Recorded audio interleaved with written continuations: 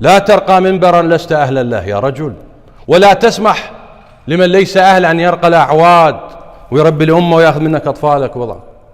اليوم في الظاهرة غريبة عجيبة، يختارون خطيب على الصوت، يختارون على السمعة، بدون ما يغربلون معارفه، بدون ما يغربلون وعيه، بدون ما تعبيرنا الكواليتي مالته شنو؟ تروح تشيك سيارة وتدور الكواليتي. طيب هذا شنو وضعه؟ وين معلوماته؟ ايش راح يربي لك جيلك؟ وهي مأساة.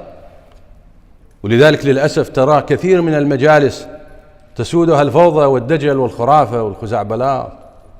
الآن في مجتمعاتنا حتى في العراق مثلا هناك فصل للجنسين الرجال والنساء، ومجالس النساء من يربيها؟ مع احترامنا واخواتنا يعني تصعد امرأة تحاضر عليهن، مو طيب هاي دارسة، هذا اصطلاح الملاية، هاي دارسة مع احترامنا لها يعني دارسة شو تعلمه؟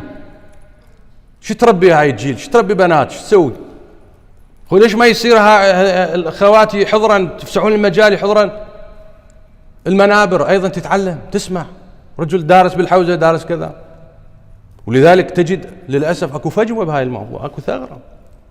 انا احيي بدوري من منبري هنا، احيي المجالس الخليجية، يعني مجتمعنا في القطيف في الأحساء اكو وعي، في الكويت اكو وعي، يعني بشكل عام المنبر الخليجي منبر واعي، جمهورها واعي، انا اقصد جمهور الحسين واعي.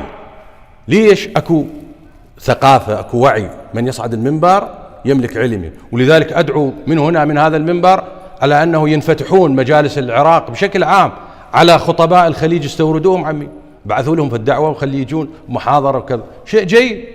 في خطباء في العراق راقين لكن ما يكفون، مجالس ما شاء الله كثيرة. هناك وعي. ولذلك ما تشوف خرافة في المجتمع الخليجي بشكل عام، أنا أقصد الطبقة الشيعية يعني. ليش؟ لأنه منابرهم جيدة، فضلاء علماء دارسين ويراقبون خطبائهم. فهي دعوة حقيقة أنا أعتبر هذا من أثقف المجتمعات الشيعية نتيجة المنابر الواعية. استفيدوا منهم رجع، شكوا بها.